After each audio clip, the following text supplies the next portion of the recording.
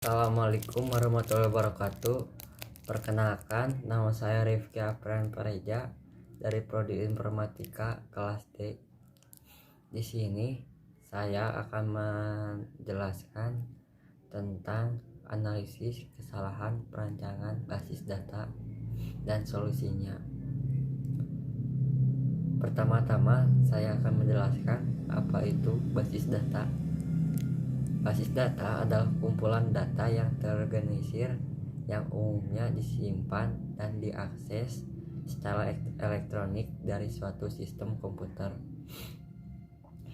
Pada saat basis data menjadi semakin kompleks, maka basis data ini dikembangkan menggunakan teknik perancangan dan permodelan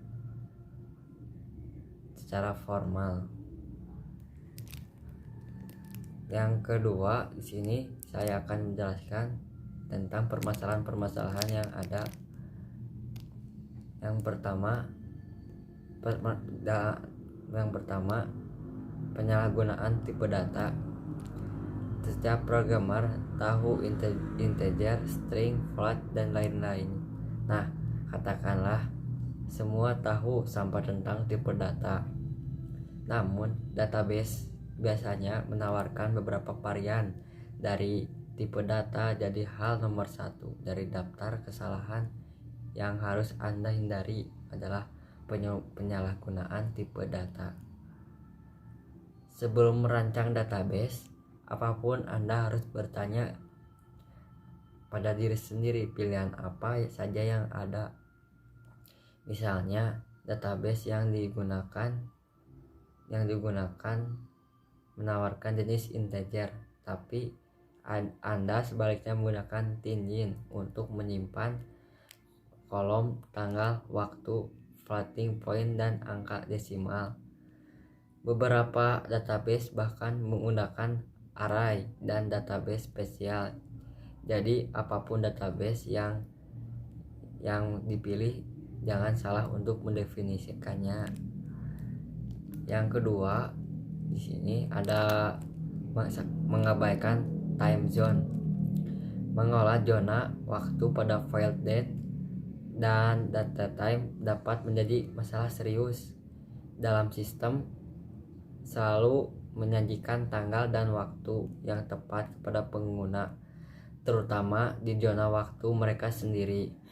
Misalnya ada waktu kedaluarsa suatu penawaran khusus, fitur yang paling penting di setiap toko online. Yang ketiga, permasalahannya kolom bit yang selalu pendek.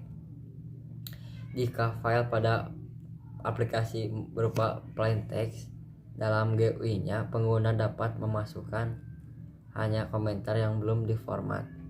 Maka itu berarti file dapat menyimpan hingga 1000 karakter teks, dan dengan begitu tidak ada error yang terjadi.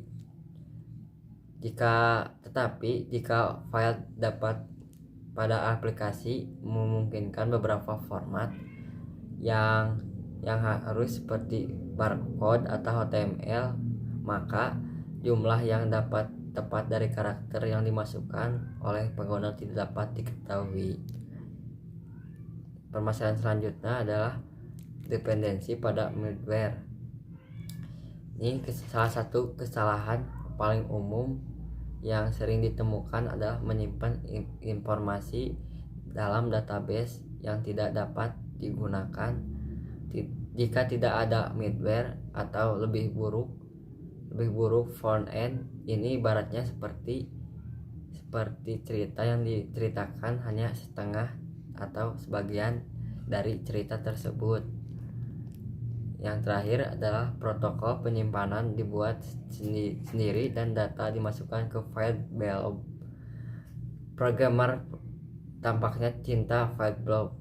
Mereka membuat protokol mereka sendiri dalam middleware mereka dan memasukkan XML, JSON, apapun di dalam aplikasinya. Sekian dari saya, maaf bila banyak kesalahan. Wassalamualaikum warahmatullahi wabarakatuh.